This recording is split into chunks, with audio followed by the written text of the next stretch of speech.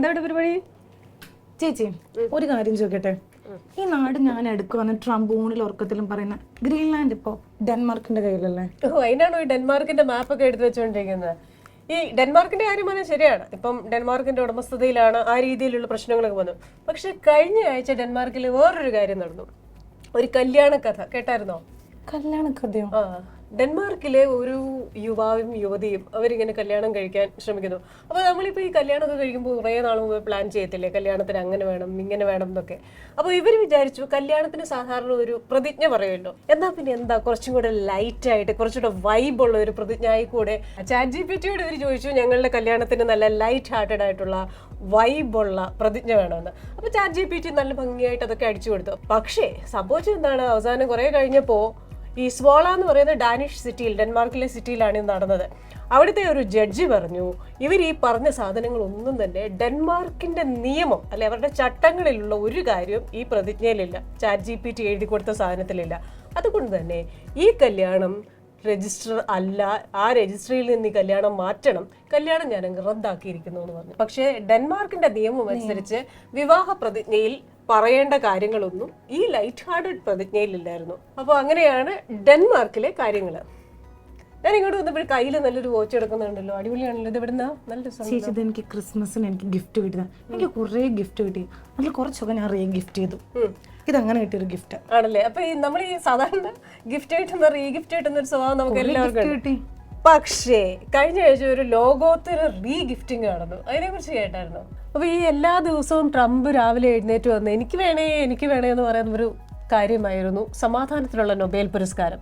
ഇത് ഈ വർഷം കിട്ടിയത് ആർക്കാണെന്നറിയാമോ? വെനസ്വെല പ്രതിപക്ഷ നേതാവ് മറിയ കൊറീനോ. ഈ മറിയ കൊറീനോ മച്ചാഡോ വാഷിങ്ടണിൽ വൈറ്റ് ഹൗസിലെത്തി ട്രംപിന് ആ കിട്ടിയ മെഡൽ അങ്ങ് ഗിഫ്റ്റ് ചെയ്തു. ട്രംപിന്റെ ഒരുപാട് പടങ്ങൾ കണ്ടിട്ടുണ്ടല്ലോ നമ്മള്. ട്രംപിന്റെ ജീവിതത്തിൽ കൂടെ ഒരു യാത്ര ചെയ്ത് കഴിഞ്ഞാൽ, ഇത് ടൈംസിൽ കുറെ നാൾ മുമ്പ് വന്നതാണ്. ഇത് കുട്ടി ട്രംപ്, ആള് സീരിയസ് ആണ്, വലിയ ചിരിയൊന്നും ഇല്ലല്ലോ. ഇനി അത് കഴിഞ്ഞിട്ട് ഇച്ചിരി കൂടെ വളർന്ന ട്രംപ്, ദേ ഈ ലെഫ്റ്റ് സൈഡിൽ നിൽക്കുന്ന, വലിയ ചിരിയൊന്നും ഇല്ലല്ലോ. ഇനി അടുത്തത് നമ്മൾ ട്രംപിനെ കാണുന്നത് സൈനിക യൂണിഫോമിലാണ്. പിന്നെ ചിരിക്കാൻ പറ്റില്ല, എന്നാലും വളരെ ഗൗരവമാണ്. കൂട്ടുകാരുടെ അടുത്ത് നിൽക്കുന്നു, ചിരി കാര്യമായിട്ടില്ല. ദേ ഇവിടെ വേറെ ഫ്രണ്ടിനോട് നിൽക്കുന്നുണ്ട്, പക്ഷെ ഇവിടെയും ചിരിയില്ല. ഇനിയും സ്വന്തം മോനെ എടുത്തുകൊണ്ട് നിൽക്കുന്ന ചിത്രമാണ്. ചിരിച്ചിട്ടുണ്ട്, ചിരിച്ചോന്ന് ചോദിച്ചാൽ ചിരിച്ചു, ചിരിച്ചില്ലേന്ന് ചോദിച്ചാൽ ചിരിച്ചില്ല. അപ്പോൾ ഒരു പിശുക്കിയ ചിരിയാണ്. ഭാര്യയുടെ കൂടെ ഉള്ള ഫോട്ടോ വളരെ റിലാക്സ്ഡ് മോഡിലുള്ളതാണ്. അപ്പോൾ അവിടെയും ഒരു ചിരി, ഒരു ഗൗരവം. ഇതിലെല്ലാം നമ്മൾ കാണുന്ന ഒരു പ്രത്യേകത, ആള് അങ്ങനെ വിശാലമായി സന്തോഷത്തോടൊരു ചിരി ചിരിച്ചൊരു ഫോട്ടോ കണ്ടിട്ടില്ല. ഇനി ഞാൻ ഈ അടുത്ത ദിവസം വന്ന ഒരു ഫോട്ടോ കാണിക്കാം. ഈ ഫോട്ടോ നോക്കിക്കേ, ഈ ഫോട്ടോ കണ്ടോ? മനസ്സ് തുറന്ന് ചിരിക്കുന്ന ട്രംപിനെ കണ്ടോ? കണ്ടു.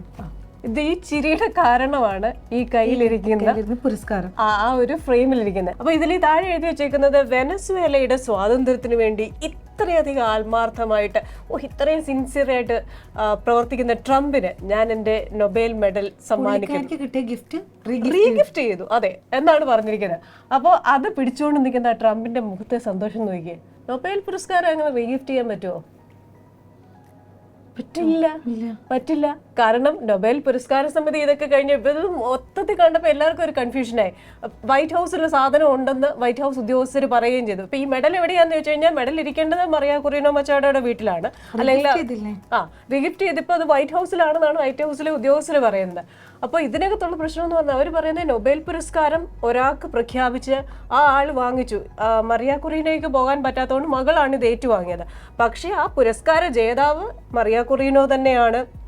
മച്ചാഡോയ്ക്ക് ഇത് ആർക്കും കൊടുക്കാൻ പറ്റില്ല, ഇത് കൈമാറാനോ ഒന്നുമുള്ള ഒരു അധികാരമില്ല, റീഗിഫ്റ്റ് ചെയ്യാനോ ഒന്നും പറ്റില്ല എന്നാണ് നൊബേൽ പുരസ്കാര സമിതി പറഞ്ഞിരിക്കുന്നത്. ഇനിയും നോർവേയിലുള്ള വിമർശകരും, നോർവീജിയൻ കമ്മിറ്റിയാണല്ലോ നൊബേൽ പുരസ്കാരം കൊടുക്കുന്നത്, അപ്പോൾ അവിടെയുള്ള വിമർശകരും രാഷ്ട്രീയ നിരീക്ഷകരും ഒക്കെ പറയുന്ന ശുദ്ധ അസംബന്ധം, കോമാളിത്തരം എന്നൊക്കെയാണ് ഈ ചിരിയും ഈ കാര്യമൊക്കെ കണ്ട്. എന്നിട്ട് ട്രംപ് പറയുന്നുണ്ട്, ട്രംപിനോട് മാധ്യമപ്രവർത്തകരിച്ച് അയ്യേ നാണമില്ലേ വല്ലവർക്കും കിട്ടിയ നൊബേൽ പുരസ്കാരം ഇങ്ങനെ വാങ്ങിച്ചതെന്ന് പറയുമ്പോൾ ട്രംപ് പറയുന്നുണ്ട്, അതെന്താ ഞാനല്ലേ അർഹനായിട്ടുള്ളത്, ഞാൻ 8 യുദ്ധങ്ങൾ അവസാനിപ്പിച്ചില്ലേ, അല്ല മറിയ തന്നെ പറയുന്നില്ലേ ഇതിന് ഞാനാണ് അർഹനെന്ന്, അതുകൊണ്ടല്ലേ ഇത് എനിക്ക് തന്നത്, മാത്രമല്ല മറിയ നല്ല ഡീസൻ്റ് ആയിട്ടുള്ള ഒരു ലേഡിയാണെന്നാണ് ട്രംപ് പറഞ്ഞത്. ഇനിയിപ്പോൾ മച്ചാഡോ ഈ ഗിഫ്റ്റ് കൊടുത്തല്ലോ, ട്രംപിന് കൊടുത്തു കഴിഞ്ഞിട്ട് തിരിച്ച് മച്ചാഡോ നമ്മുടെ വൈറ്റ് ഹൗസിൽ നിന്ന് ഇറങ്ങി പോകുന്ന ഒരു വിഷ്വൽ ഉണ്ട്. അപ്പൊ കയ്യിൽ എന്താ ഉള്ളത്? ഒരു ബാഗ് ഉണ്ട്. ഒരു ബാഗ്. ഇതങ്ങനെ ചുമ്മാ 100-250 രൂപയ്ക്കോ $1000 കിട്ടുന്ന ബാഗ് അല്ല. ഇത് ട്രംപിനെ വിസിറ്റ് ചെയ്യാൻ വരുന്ന ഏറ്റവും VIP ആയിട്ടുള്ള ഗസ്റ്റുകൾക്ക് മാത്രം കൊടുക്കുന്ന ഒരു സ്വാഗ് ബാഗാണ്. ഗുഡി ബാഗ് എന്നൊക്കെ നമ്മൾ പറയുന്ന പോലെ. ഓക്കെ. ഈ ഗുഡി ബാഗിൽ നോക്കിയേ, ഇതിൽ ട്രംപിന്റെ സിഗ്നേച്ചർ ഉണ്ട്, ഡൊണാൾഡ് ട്രംപ് എന്ന് എഴുതി ഒപ്പിട്ടേക്കുന്നതാണ്. ഇനി ഇതിനകത്ത് കുറേ സാധാരണഗതിയിൽ വരുന്ന VIP-കൾക്ക് ഇതിനകത്ത് മാഗ ക്യാപ്പ്, അതുപോലെ തന്നെ ഒരുപാട് സുവനീഴ്സ്, ക്യാപിറ്റോൾ ഹില്ലിന്റെ പടമുള്ള ചില സാധനങ്ങൾ, അങ്ങനെ കുറേ സാധനങ്ങൾ ഇതിനകത്തുണ്ടെന്ന് പറയപ്പെടുന്നു. പക്ഷേ ഈ ബാഗിന്റെ ഇങ്ങനെ ഒരു ഷോട്ട് മാത്രം കിട്ടിയത് കൊണ്ട് നമുക്ക് അറിയില്ല ഇതിനകത്ത് കൃത്യമായിട്ട് എന്തൊക്കെ സാധനങ്ങളുണ്ട്. അല്ല ചേച്ചി, റീ ഗിഫ്റ്റ് എന്നൊക്കെ പറയുമ്പോൾ ഇത്രയും വലിയൊരു ഗിഫ്റ്റ് ഒരാൾക്ക് വെറുതെ കൊടുക്കുമോ? അത് തന്നെ എല്ലാവരുടെയും ചോദ്യം. കാരണം ഇങ്ങനെ ട്രംപിന്റെ പിന്നിൽ എന്തെങ്കിലും ഉദ്ദേശം ഉണ്ടെങ്കിലോ? ഉറപ്പായിട്ടും കാണും. കാരണം ട്രംപ് ഇങ്ങനെ സൈൻ ചെയ്ത് കൊടുത്ത ഒരു സ്വാഗ് ബാഗ് ഒക്കെ കൊണ്ടുപോയി. പക്ഷെ അതിലുപരിയായിട്ട് എന്തൊക്കെയോ നമ്പീശ മനസ്സിൽ കണ്ടിട്ടുണ്ടാവില്ലേ എന്നാണ് എല്ലാവരും ചോദിക്കുന്നത്. അപ്പൊ അതിനൊരു ഫ്ലാഷ് ബാക്ക് ഉണ്ട്. ഒരു അർദ്ധരാത്രിയിൽ പോയി വെനസ്വേലൻ പ്രസിഡന്റ് നിക്കോളാസ് മഡൂറോയെയും ഭാര്യയെയും ട്രംപിന്റെ ഡെൽറ്റ ഫോഴ്സ് തട്ടിക്കൊണ്ടു പോകുന്നു. അമേരിക്കയിൽ വിചാരണ ചെയ്യാൻ ശ്രമിക്കുന്നു. ഇനിയിപ്പോൾ അവർ അമേരിക്കയിലാണ്. ഇനി അവരുടെ ഭാവി എന്താണെന്ന് അറിയില്ല.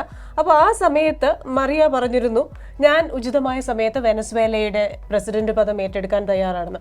അപ്പോൾ ട്രംപ് പറഞ്ഞേ ഇല്ല, ആഭ്യന്തരമായിട്ട് അങ്ങനെ വലിയ സപ്പോർട്ടൊന്നും മറിയക്കില്ല, അതുകൊണ്ട് വേറൊരാൾ പ്രസിഡന്റ് ആയിക്കോട്ടെ, ആക്ടിംഗ് പ്രസിഡന്റ് ആയിക്കോട്ടെ എന്ന് പറഞ്ഞു. എന്നാൽ തന്നെയും ഒരു ഫ്യൂച്ചറിൽ വെനസ്വേലയുടെ ഒരു രാഷ്ട്രീയ നേതാവായിട്ട് ഉയർന്നു വരാനുള്ളൊരു സാധ്യത മറിയ കൊറിനോയ്ക്കുണ്ട്. അപ്പോൾ അത് നടക്കണമെങ്കിൽ ആരുടെ സപ്പോർട്ട് വേണം? ട്രംപിന്റെ സപ്പോർട്ട് വേണം. ചിലപ്പോൾ അതുമായിട്ടൊക്കെ കണക്ഷൻ കാണും. അപ്പോൾ ഇനി കുറച്ച് സംശയം നമുക്ക് അടുത്ത ആഴ്ച ഇതേപോലെ കുറച്ച് സംശയമായിട്ട് വരാം അല്ലേ? എന്നാൽ എന്തായിരിക്കും എന്തായിരിക്കും നമുക്ക് അടുത്ത ആഴ്ച നോക്കാം. Let's wait and see. Okay.